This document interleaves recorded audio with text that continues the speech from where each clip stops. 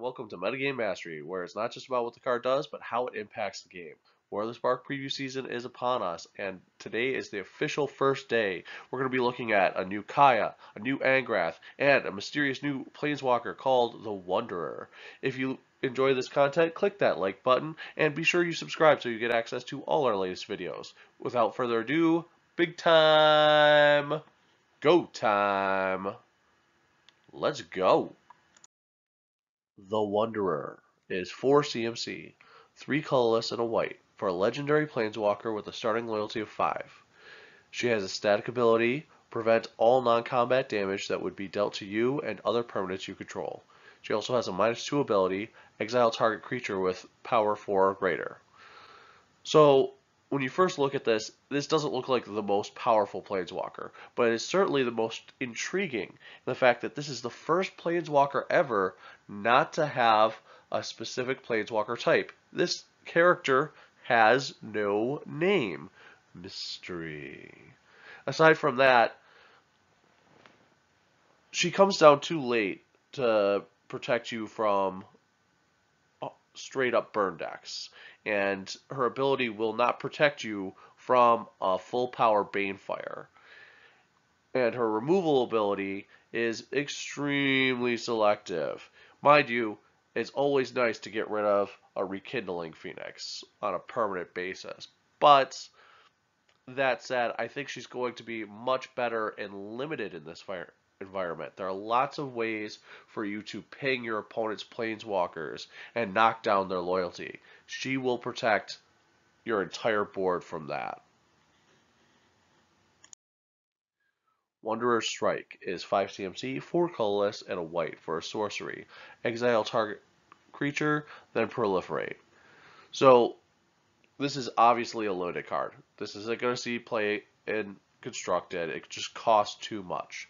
That said, in Limited, unconditional removal with upside for at common is always a good pick. Crush Descent is coming to us from the Limited Resources podcast. It's 4 CMC, 3 colorless, and a blue for an instant. Counter target spell unless its controller pays 2 mana of any color. Amass 2. So what we're looking at here is you're paying 4 mana for a mana leak type effect with a 2/2 attached. Now, theoretically, that's getting what you're paying for. Unfortunately, it's coming down way too late in the game. In Limited, this will do fine for you, especially if you're specifically building an amassed deck, but otherwise, it's just something to look out for. If your opponent's in blue and on turn 4, he just says draw go, be sure to play around this. Rising Populace is 3 CMC, 2 colorless, and a white for a 2/2 human. Whenever another creature or planeswalker you control dies, put a +1/+1 counter on Rising Populace. So this guy really benefits from an aristocrat style strategy. Samet Tyrant Smasher is 4 CMC, 2 colorless, and 2 of any combination of red and green for a legendary planeswalker with a starting loyalty of 5. Creatures you control have haste. And she has the -1 ability, target creature gets +2/+1 and gains haste until end of turn. Scry 1. So initially you might be confused. If she has a static ability that creatures you control always have haste, then why does her -1 ability grant haste as well? Well, if you were using her last loyalty counter to activate her pump ability, then she would die and her static ability would go away. This allows you to still grant haste to that creature.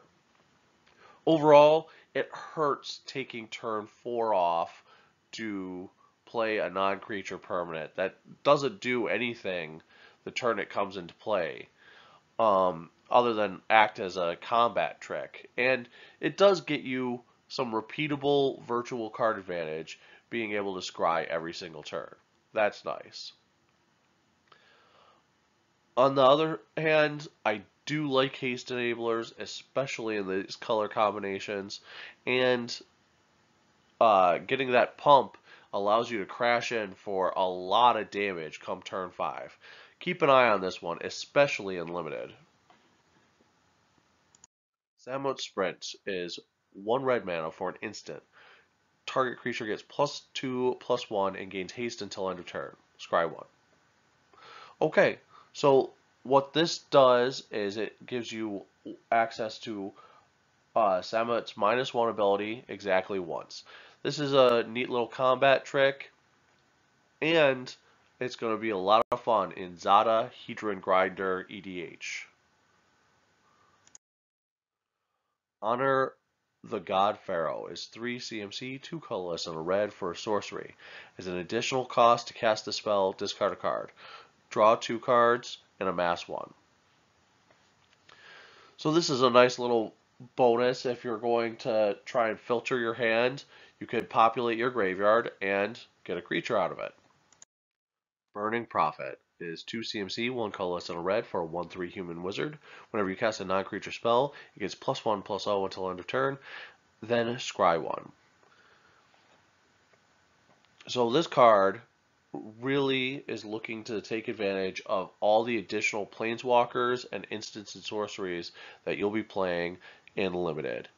In the right deck, this is going to get you some pretty extreme value because it will consistently get you virtual card advantage from those scries and be able to crash in as a 2/3 for 2. That's pretty solid. Outside of limited, the question is whether or not this can fit into the current Izzet Drake's builds, because they're already really tight, they're looking pretty solid. This could push some damage early, get some virtual card advantage, but I'm thinking that deck is already primed and doesn't need this.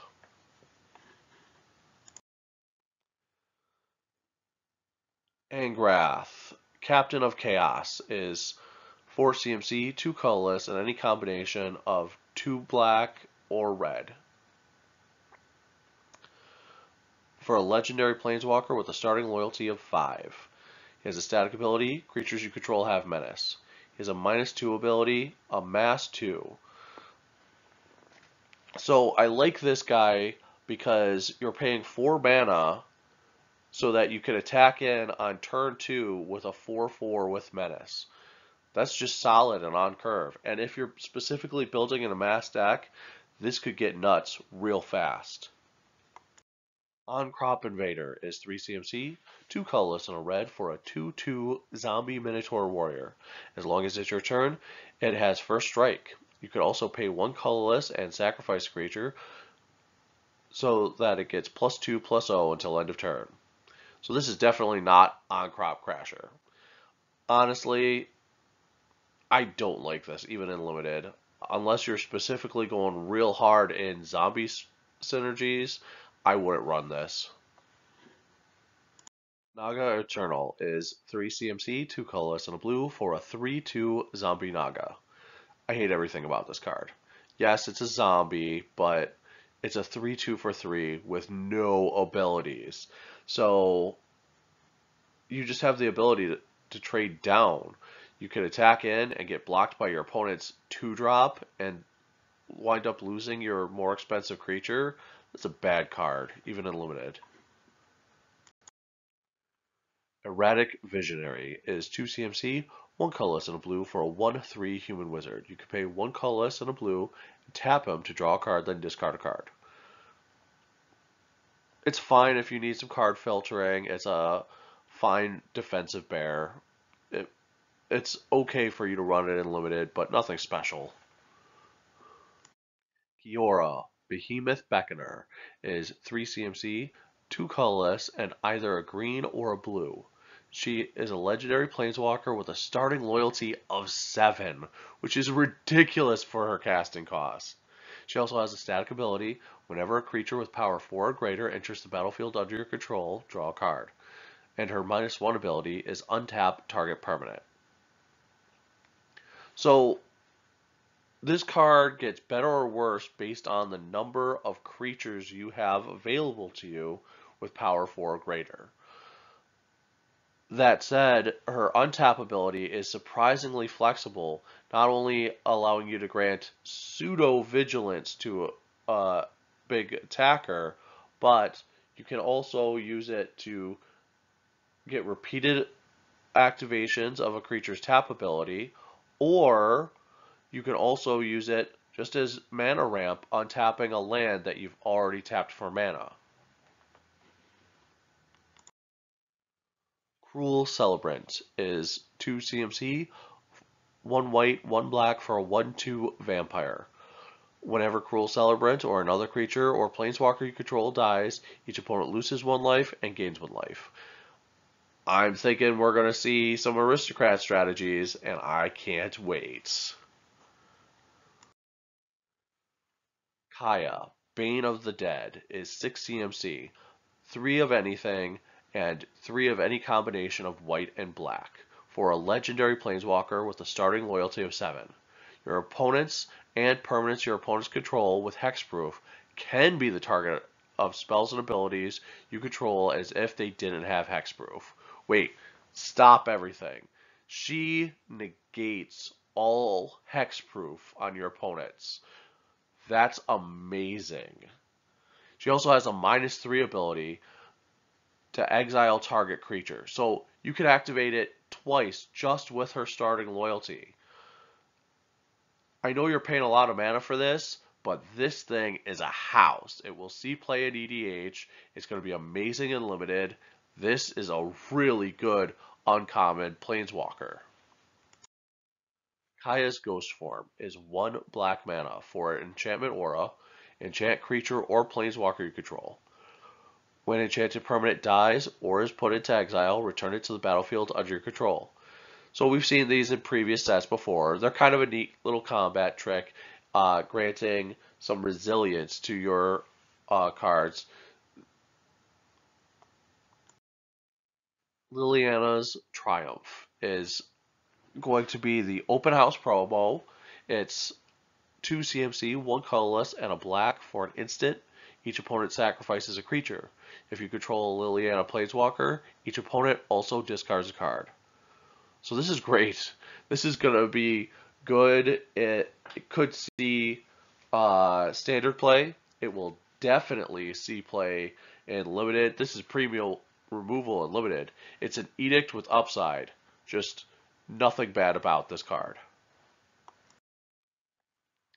Karn's Bastion is a land. You can tap it for 1 colorless, or you could pay 4 colorless, tap it, and proliferate. I like this card a lot. I mean, there's no downside for playing it other than the fact that it doesn't provide colored mana, but it doesn't enter the battlefield tapped or anything either. And it's a non-spell way for you to repeatedly get proliferate activations. This is a really solid card. Augur of Polis is being reprinted here with amazing new art.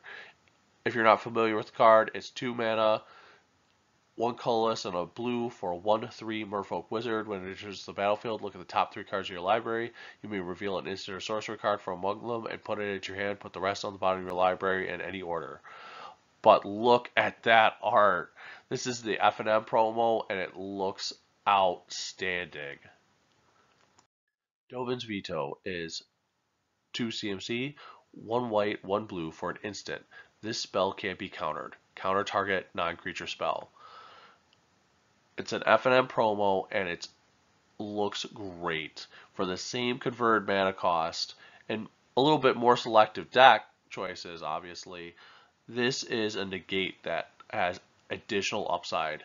This is going to see play in standard, and it's going to be an amazing card just going forward. Now here we have one of yesterday's leaked cards being confirmed. It's Teferi Time Raveler. He's 3 CMC, 1 colorless, a white, and a blue for a legendary planeswalker with a starting loyalty of 4. Each opponent can cast cards only any time they could cast a sorcery. He has a +1 ability. Until your next turn, you may cast sorcery spells as though they had flash. And he has a -3 ability. Return up to 1 target artifact, creature, or enchantment to its owner's hand. Draw a card. I talked about this in the leak video. This card's amazing. It will definitely see standard play. It might even see modern play. This is a really solid card. Very aggressively costed at only 3 mana. It makes it so that your opponents cannot respond to anything you do at any time, and you can respond even with sorcery cards to anything they do, including board wipes. I cannot stress how obscenely powerful that is, especially in the Azorius control color scheme. And then in a pinch, he's also removal himself that provides you card advantage. There is no downside to this card. That's it for today. If you enjoy this content, click that subscribe button so you get access to all our latest videos. This has been Metagame Mastery. Peace!